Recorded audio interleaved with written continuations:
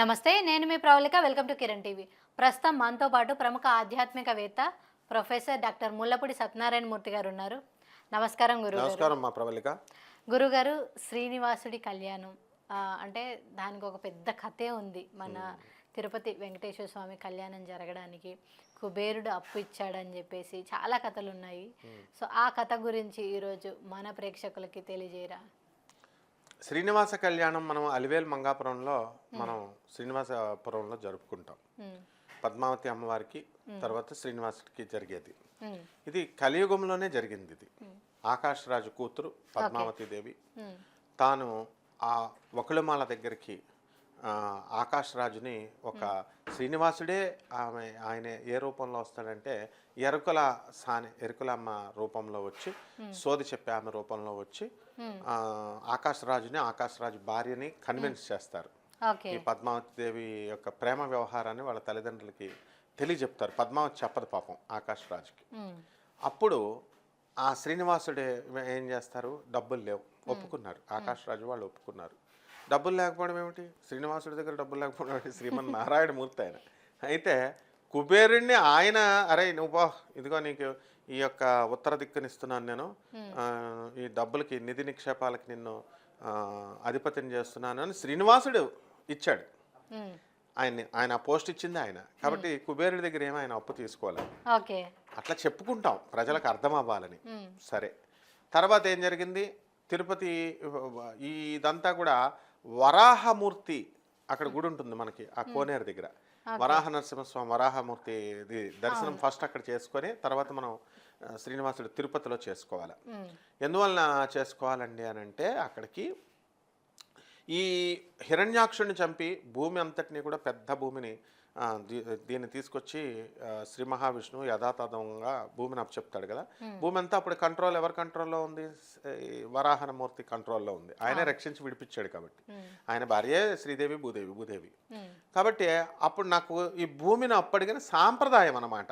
అడగాలి కదా, అప్పుడు ఎవరింటికన్నా వచ్చినప్పుడు ఏమండి మేము ఈ ఫెన్సింగ్ కట్టుకోవాలనుకుంటున్నాము అని ఎదురింటి వాళ్ళని పక్కింటి వాళ్ళని ఎలా అయితే ఆ ప్లేస్లో మనం ఒక ఇస్త్రీ బండి పెట్టుకోవాలండి, ఏమండి మీకు ఏం అభ్యంతరం లేదు కదా, నేను కూరగాయలు అమ్ముకుంటాను, లేకపోతే ఇస్త్రీ బండి పెట్టుకుంటాను, ఫార్మాలిటీ ఎలా అడుగుతామో అలా పర్మిషన్ అనమాట.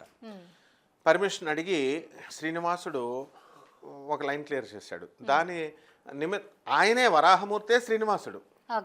కాకపోతే ఫార్మాలిటీస్ పాటించాలి అని ప్రజలకు చెప్పడం కోసం ఆ లీల. అప్పుడు భూమిని ఇచ్చారు. అందువల్ల ఏమైంది, ఆయనకు ప్రత్యుపకారం ఏం చెప్పారు, నీ దగ్గరికి వచ్చిన వాళ్ళు, నా కోసం వచ్చిన వాళ్ళు నీ దగ్గరికి వస్తారన్నారు.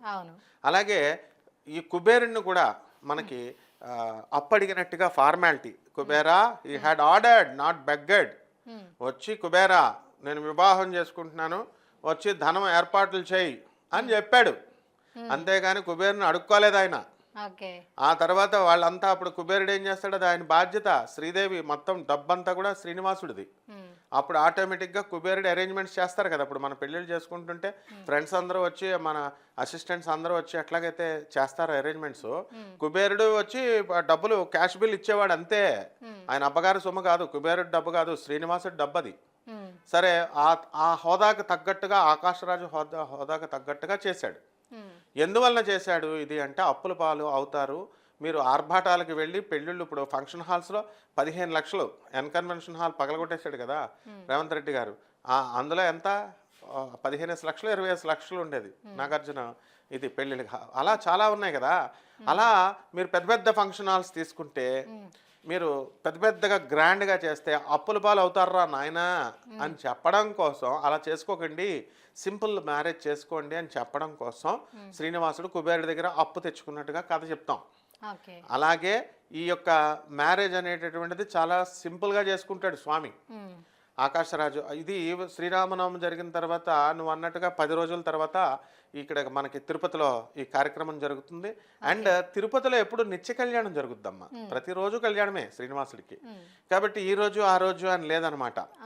నిత్య కళ్యాణము జరిగేది కేవలం ఒక తిరుపతిలో మాత్రమే జరుగుద్ది.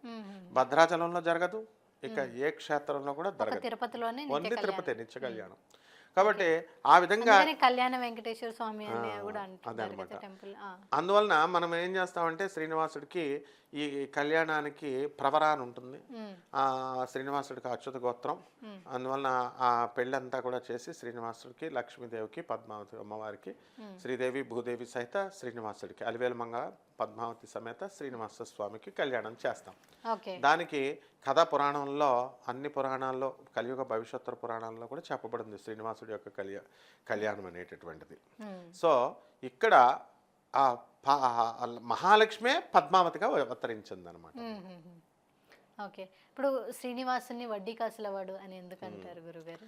అంటే మనము వడ్డీ వ్యాపారము అనేటటువంటిది అదొక ప్రొఫెషనల్ బిజినెస్.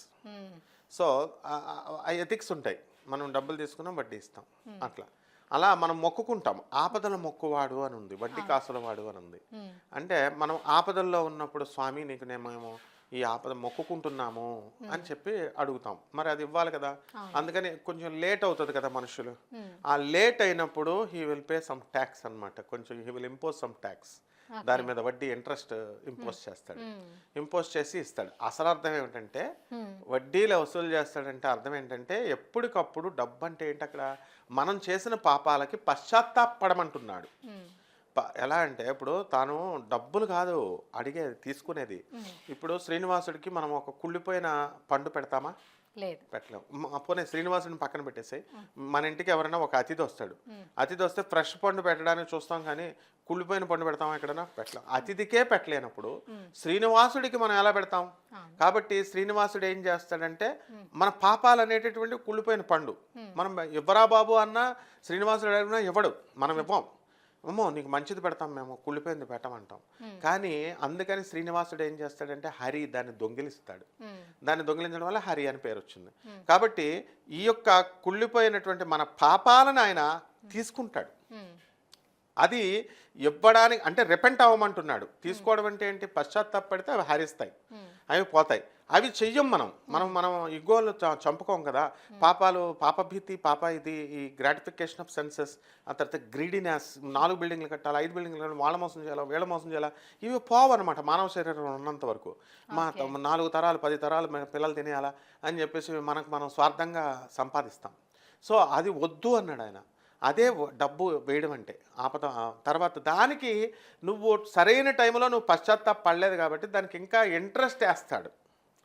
దానికోసం ఆయన్ని వడ్డీ కాసుల వాడు అన్నారు. అంతేగాని అది భాష అర్థం అవ్వాలని చెప్పి డబ్బుల మీద నువ్వు సరైన టైంలో నువ్వు ఇవ్వకపోతే వడ్డీ వసూలు చేస్తాను అని చెప్పడం అమ్మ. ఓకే గురుగారు, అంటే శ్రీనివాసుని కళ్యాణ కథ గురించి, శ్రీనివాసుడి గురించి తెలియజేసినందుకు ధన్యవాదాలు గురుగారు. ధన్యవాదాలు. చూసారు కదా, మీరు గురుగారిని సంప్రదించాలి అనుకుంటే స్క్రీన్ మీద ఉన్న నంబర్స్కి కాంటాక్ట్ అవ్వండి. ఈ వీడియో కనుక నచ్చినట్లయితే లైక్ చేయండి, షేర్ చేయండి. మరిన్ని ఇలాంటి వీడియోస్ కోసం మా ఛానల్ని సబ్స్క్రైబ్ చేసుకోండి. Thank you.